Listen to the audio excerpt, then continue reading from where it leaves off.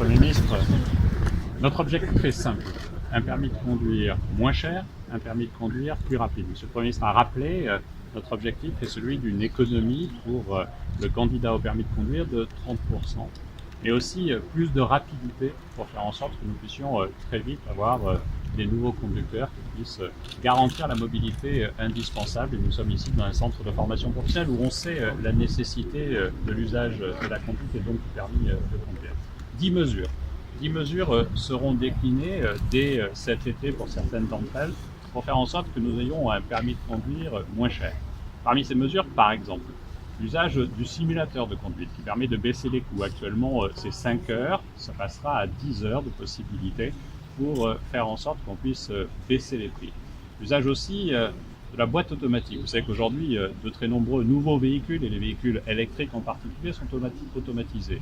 L'apprentissage sur un véhicule à boîte automatique est plus simple. Nous allons permettre de développer le permis de conduire sur boîte automatique et de passer, non pas en 6 mois, mais en 3 mois, vers un permis de conduire plus traditionnel.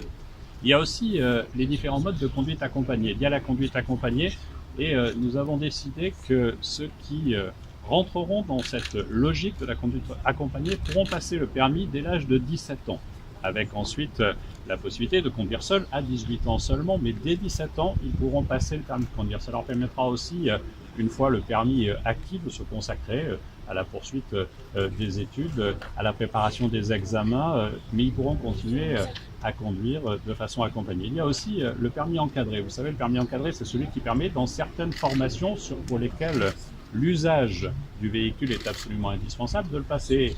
Et le tuteur, c'est souvent le maître d'apprentissage.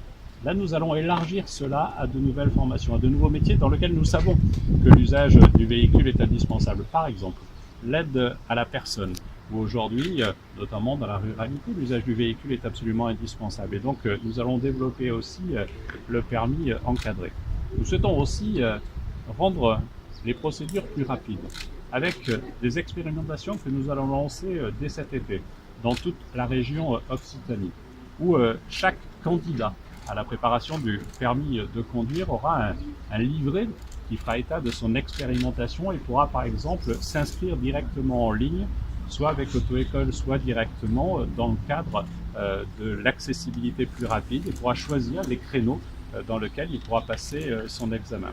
Ce sont 10 mesures, je ne vais pas toutes les évoquer, mais qui visent cet objectif simple, de baisser les prix pour garantir à toutes et à tous l'accessibilité, une sorte d'accessibilité universelle au permis de conduire, et faire en sorte que nous ayons demain une rapidité beaucoup plus importante pour empêcher la situation que nous constatons quelquefois de jeunes gens qui peuvent avoir un travail, mais n'ayant pas le permis, ne peuvent pas rentrer dans l'activité. Il est essentiel que nous simplifions tout cela. Ce sont des mesures fortes, puissantes, ce sont des mesures de soutien à la mobilité, parce que nous savons que une des injustices les plus flagrantes partout en France, de la ruralité, mais aussi en milieu urbain, c'est l'empêchement au permis de conduire. Nous devons lever toute forme d'empêchement, et cet empêchement en particulier.